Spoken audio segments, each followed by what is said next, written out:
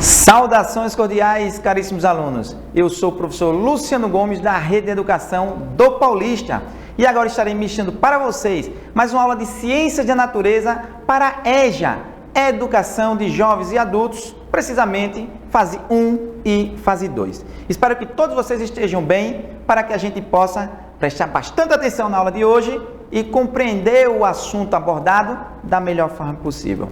A aula de hoje será a nossa aula de número 4, referente à continuação da aula 3, cujo tema é Criação versus Evolução, quem está com a razão?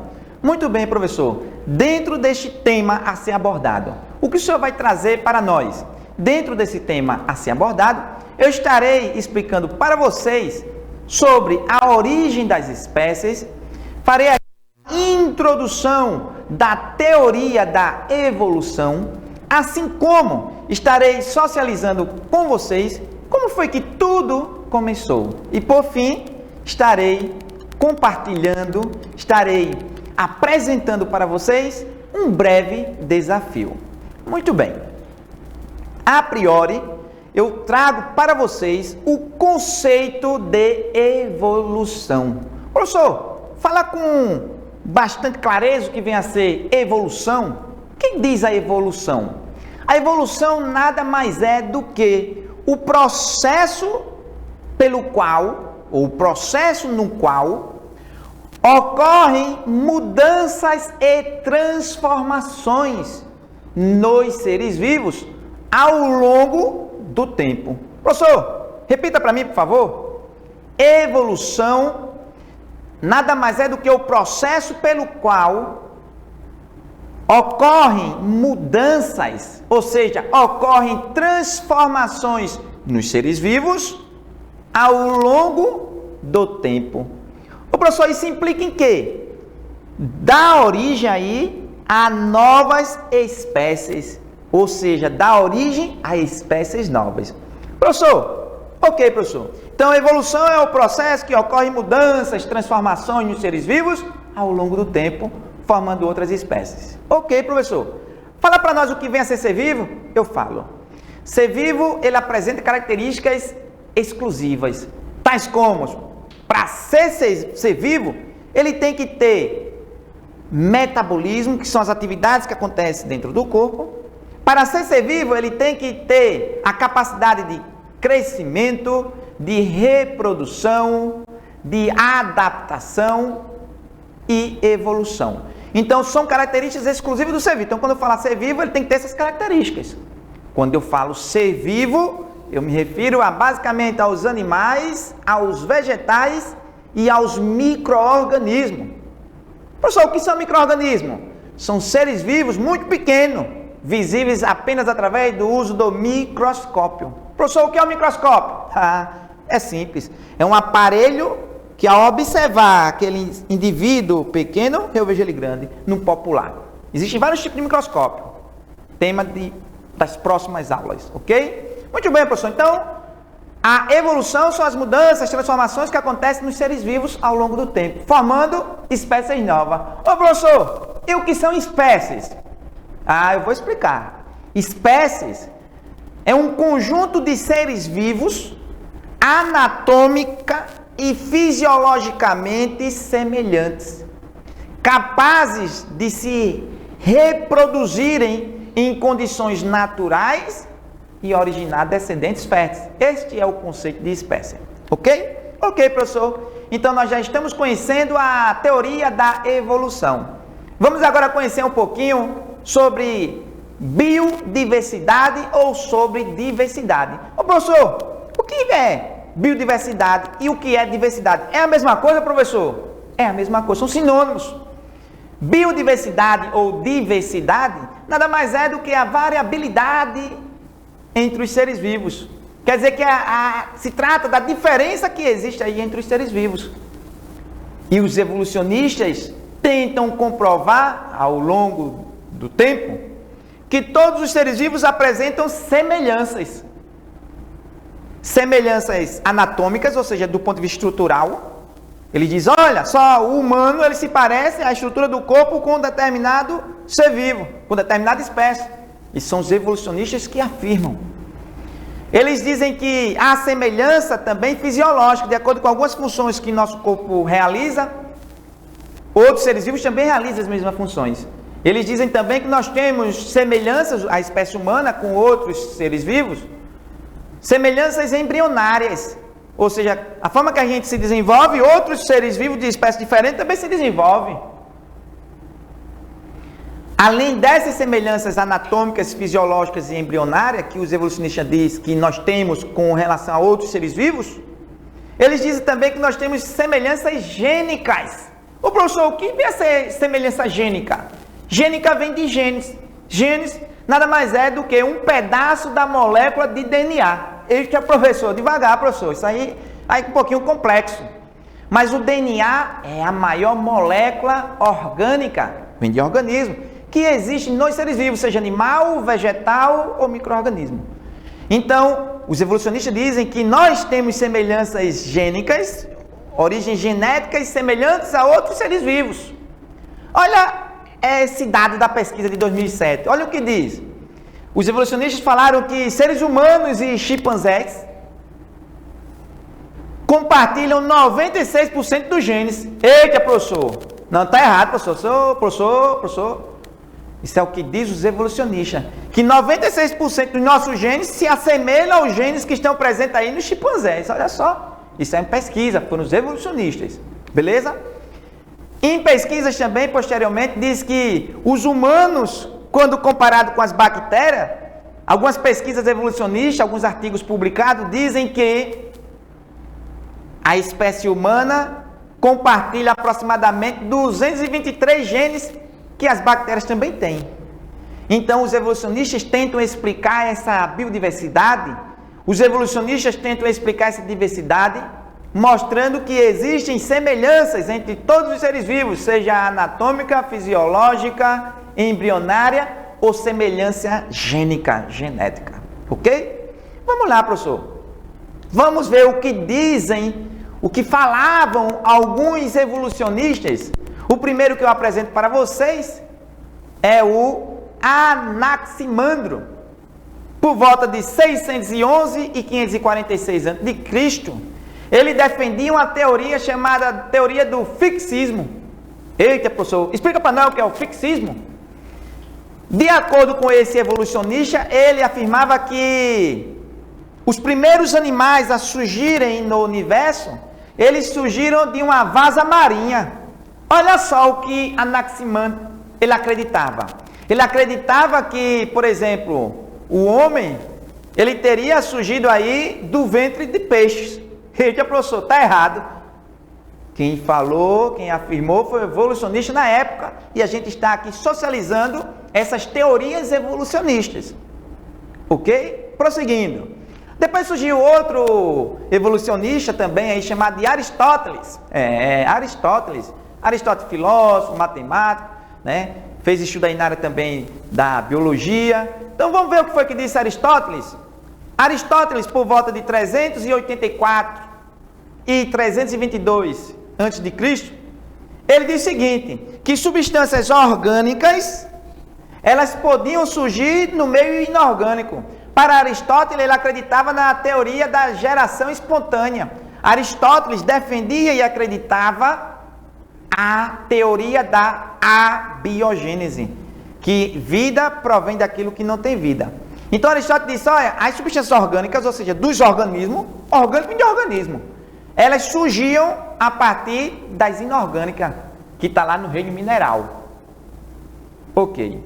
Então ele defendia a geração espontânea e defendia também a teoria da abiogênese, que é semelhante, praticamente a mesma coisa do que geração espontânea. Nós vimos na aula passada que essa teoria foi quebrada. Foi comprovado por Red Spallanzani que essa teoria ela não é aceita. Foi quebrada pela teoria da biogênese. Vida provém de vida. Muito bem. Então, com relação à origem da vida, para os evolucionistas, duas importantes contribuições ou leis: abiogênese e biogênese. Abiogênese, matéria bruta forma ser vivo. biogênese. Ser vivo forma ser vivo. Ô professor, quem foi que defendeu essas teorias? Eu vou apresentar para vocês agora. Defendia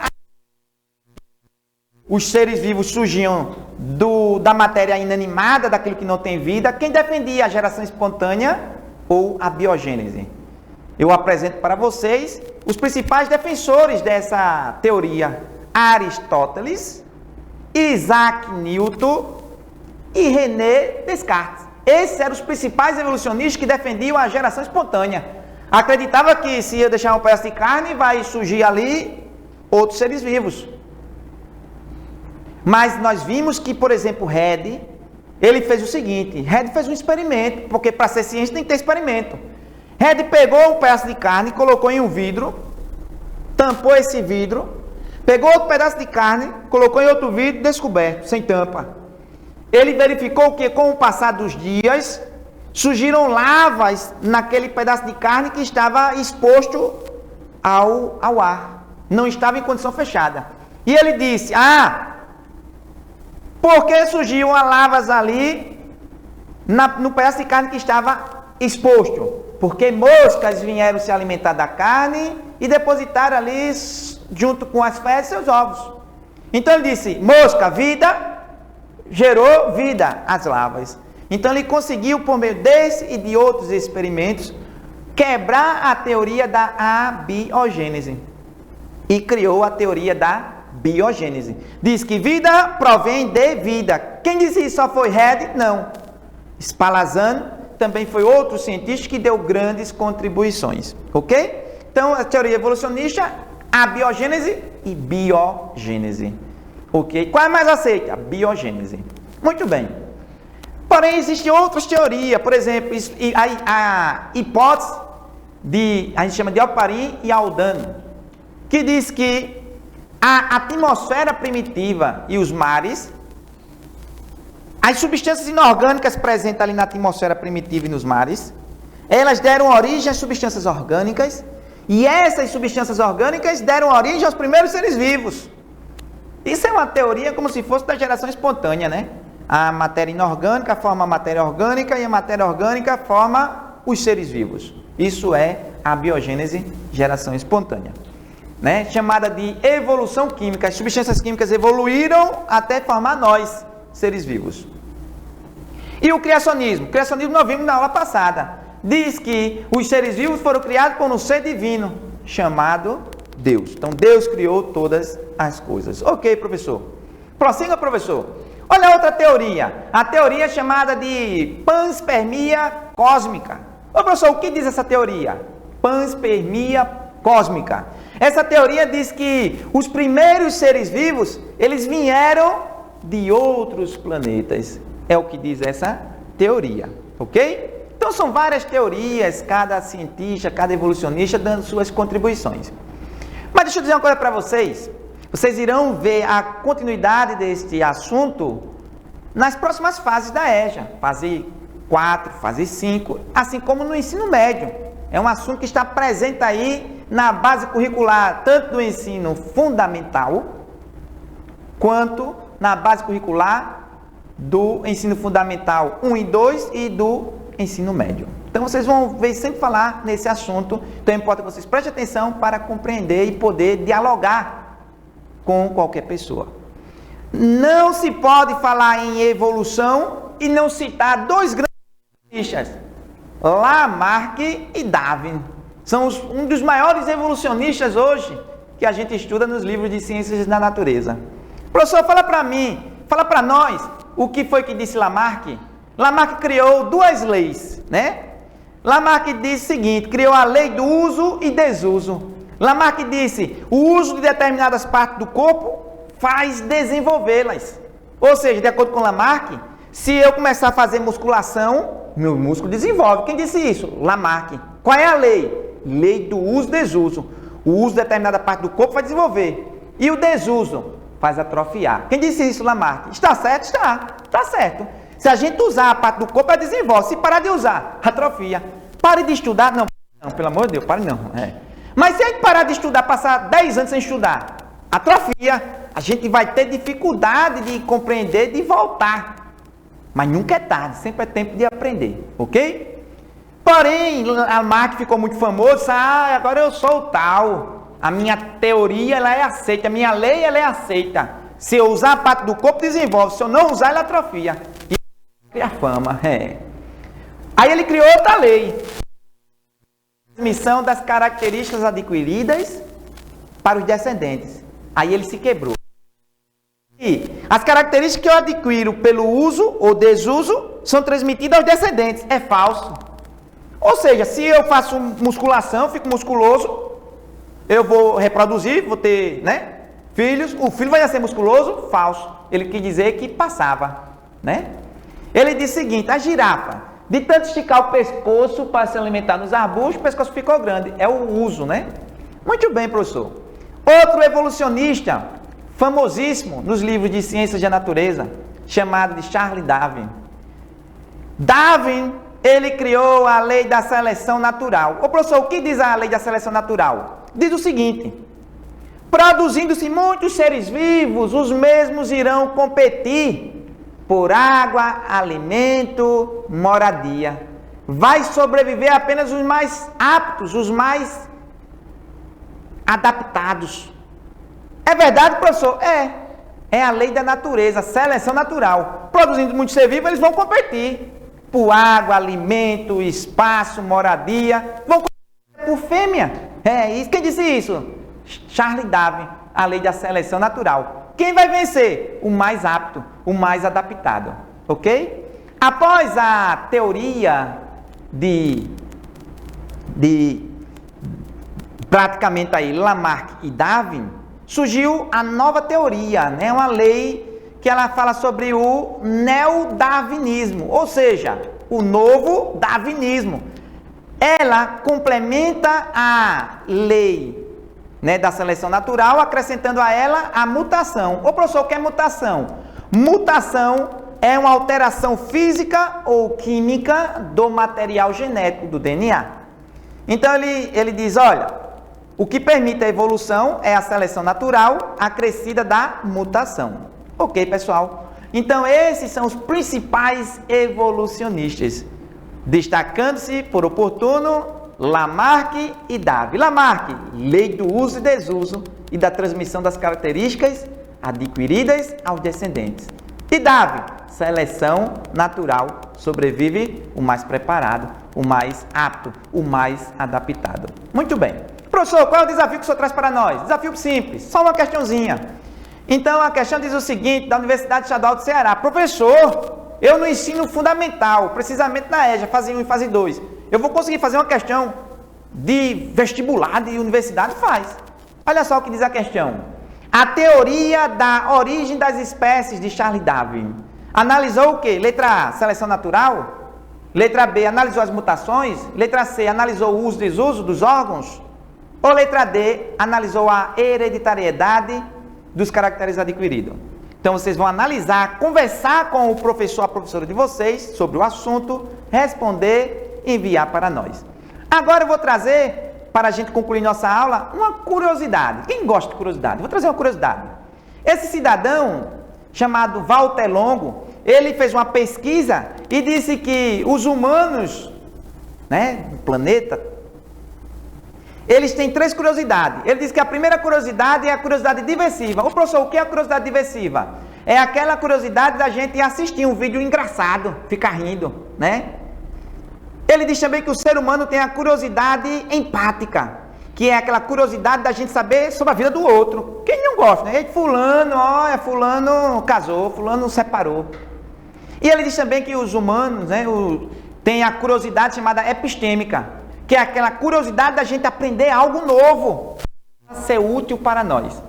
Ele diz o seguinte, que 80% dos seres humanos no planeta têm apenas a curiosidade diversiva e empática. E apenas 20% têm a curiosidade epistêmica. Professor, tem problema? Não. Pode ter curiosidade diversiva. Até eu gosto de assistir um videozinho engraçado, para às vezes tirar o estresse, Mas a gente precisa desenvolver a nossa curiosidade epistêmica. Então eu convido a vocês a terem curiosidade epistêmica em aprender algo novo que vai ser bastante útil para nós. No mais, valeu pessoal, muitíssimo obrigado pela atenção, por hoje é só!